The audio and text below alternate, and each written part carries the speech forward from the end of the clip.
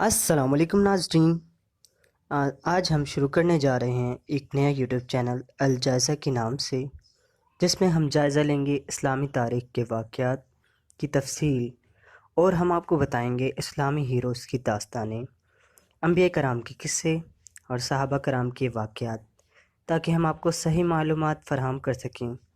لہٰذا آپ سے گزارش ہے کہ ہمارے چینل کو سبسکرائب کریں اور بیل آئیکن کے بٹن کو لازمی کلک کریں۔ کمنٹ سیکشن کے اندر جا کر اپنی رائے کا اظہار کریں تاکہ ہم آپ کو مزید معلومات فراہم کر سکیں۔ اسلام کی تاریخ بہادری اور شجاعت سے بھری ہوئی ہے۔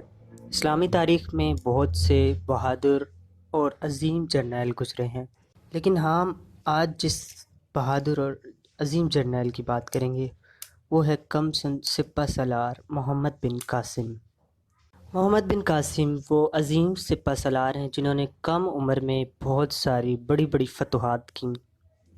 محمد بن قاسم مشہور عرب کے حکمران حجاج بن یوسف کے بھائی قاسم بن یوسف کے گھر پیدا ہوئے۔ آپ بچپن ہی سے بڑے دلیر اور بہادر تھے۔ جب آپ 10 برس کے تھے تو آپ کے والد کا انتقال ہو گیا تھا۔ آپ کی والدہ آپ کو بصرہ سے مدینہ لے کر چلی گئی تھی۔ اس کے بعد آپ دوبارہ کچھ دن مدینہ میں رہے، اس کے بعد آپ دوبارہ بصرے واپس آ گئے تھے اپنے ماموں کے پاس۔ ماموں کے پاس آپ نے بہت سے گن سیکھے۔ آپ نے گھوڑا گڑی،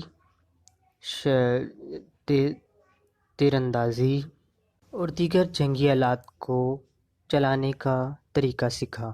اس کے بعد آپ ترکستان چلے گئے اور ترکستان کی فوج کے سالار مقرر کیے گئے۔ قتیبہ کا ایلچی آپ کی شجاعت کا معترف ہوا، اسی لیے اس نے ترکستان کی فوج کا سالار آپ کو مقرر کر دیا۔ قد و قامت کے لحاظ سے آپ بچپن ہی سے مضبوط جسم کے مالک تھے۔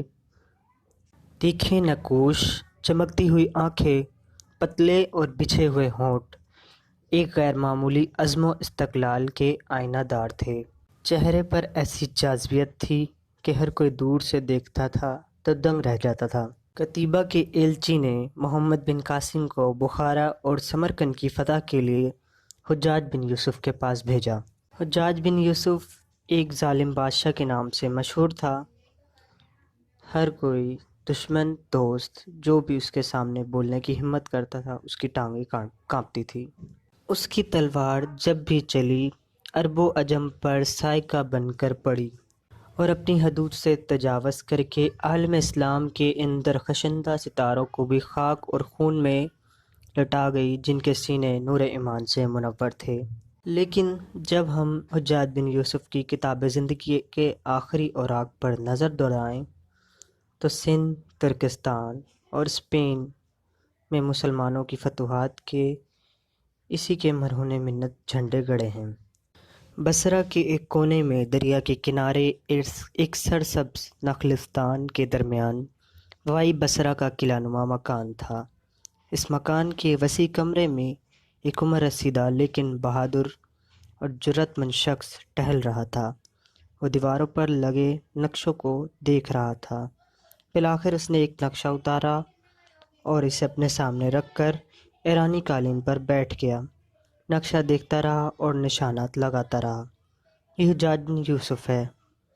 اس کا ایک سپاہی آیا اور ڈرتے ڈرتے بولا، ترکستان سے ایک ایلچی آیا ہے۔ حجاج نے کہا، شکر ہے، میں صبح سے انتظار کر رہا ہوں، اسے یہاں لے آؤ۔ سپاہی تھوڑی دیر میں چلا گیا اور دوبارہ واپس آیا اور جو ایلچی آیا اسے وہاں لے کر آ گیا۔ حجاج نے دیکھا کہ ایک نوجوان لڑکا جو کہ قد و قامت میں لمبا چوڑا تھا، عزم و استقلال کا ایک منبع تھا۔ حجاج حیرت سے اسے دیکھ رہا تھا۔ اس نے کہا کہ تم کون ہو؟ اس نے جواب دیا، میں نے ہی آپ کو اطلاع بھجوائی تھی، میں ترکستان سے آیا ہوں۔ حجاج نے طنزیہ انداز سے کہا، خوب، تم ترکستان سے آئے ہو؟ میں قتیبہ کی زندہ دلی کو داد دیتا ہوں کہ میں نے اسے لکھا تھا کہ وہ خود آئے یا کسی تجربہ کار جرنیل کو بھیجے۔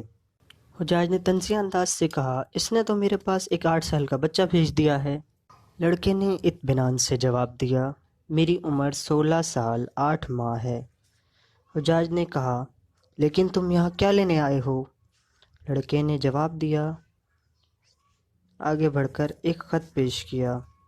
حجاج نے خط جلدی سے پڑھا اور کہنے لگا، تو وہ خود میرے پاس کیوں نہیں آیا؟ تمہیں کیوں بھیجا ہے؟ محمد بن قاسم نے دھیمے انداز میں کہا کہ آپ جس کے متعلق پوچھ رہے ہیں وہ میں ہی ہوں۔ حجاج نے کہا، قتیبہ نے تو کہا تھا کہ میں اسے آپ کو اپنا بہترین سپہ سالار بھیج رہا ہوں۔ محمد بن قاسم نے کہا کہ وہ جس سپہ سالار کا کہہ رہے تھے وہ میں ہی ہوں۔ حجاج نے طنزیہ لہجے میں کہا، تم اور قتیبہ کے بہترین سپہ سالار؟ قتیبہ سے تمہارا کیا تعلق ہے؟ محمد بن قاسم نے جواب دیا، ہم دونوں مسلمان ہیں۔ حجاج نے پھر پوچھا، فوج میں تمہارا کیا عہدہ ہے؟ اس نے کہا، میں ہراول کا سپہ سالار ہوں۔ حجاج بن یوسف کی پریشانی بڑھتی جا رہی تھی۔ محمد بن قاسم نے کہا، آپ پریشان نہ ہو تو میں آپ کو تسلی سے سارا معاملہ سمجھاتا ہوں۔ حجاج نے کہا، اگر تم مجھے صورتحال کا سمجھا سکتے ہو تو میں یہ نہ کہوں گا کہ عرب کی ماؤں کے دودھ کی تاثیر زائل نہیں ہو رہی۔ حجاج نے محمد بن قاسم کو اپنے پاس بٹھا لیا اور کہا، دیکھو میں صبح سے یہ نقشہ دیکھ رہا ہوں، مجھے بتاؤ کہ فوج ہرات جیسے معمولی شہر کو فتح نہیں کر سکتی تو وہ بخارا جیسے مضبوط اور مستحکم شہر پر فتح کے جھنڈے کیسے لہرا سکتی ہے؟ حجاج نے پھر طنزیہ انداز میں کہا، پہلے یہ بتاؤ تمہیں نقشہ پڑھنا آتا ہے؟ لڑکے نے بغیر کوئی جواب دیے بغیر نقشہ کھولا اور مختلف مقامات کی طرف انگلی اٹھاتے ہوئے نشاندہی کی کہ یہ بلخ ہے، یہ بخارا ہے۔ غالباً آپ بخارا کے قلعے کی مضبوطی جانتے ہیں، لیکن بلخ کا قلعہ اتنا مضبوط نہیں ہے، لیکن اس کی جغرافیائی محل وقوع کے باعث ہم اس کو فتح کر لیں گے۔ بخارا کے ارد گرد باغات اور میدان ہیں، ہم اس کو چاروں طرف سے گھیرے میں لیں گے، اس سے ہم اس کو بآسانی فتح کر سکتے ہیں۔ حجاج اس کی ساری باتیں غور سے سن رہا تھا اور دیکھتا ہوا حیران ہو رہا تھا۔ یہ سوچ رہا تھا کہ اتنے کم سن لڑکے کی اتنی معلومات کہاں سے آئی۔ جب محمد بن قاسم نے اپنی ساری منصوبہ بندی حجاج کو بتا دی، اس کے بعد حجاج نے محمد بن قاسم سے پوچھا، تم کس قبیلے سے تعلق رکھتے ہو؟ محمد بن قاسم نے کہا، میں ثقفی ہوں۔ حجاج نے کہا، تمہارے والد کا کیا نام ہے اور تمہارا نام کیا ہے؟ محمد بن قاسم نے جواب دیا، میں محمد بن قاسم ہوں اور میرے والد کا نام محمد قاسم ہے۔ حجاج یہ سن کر دنگ رہ گیا۔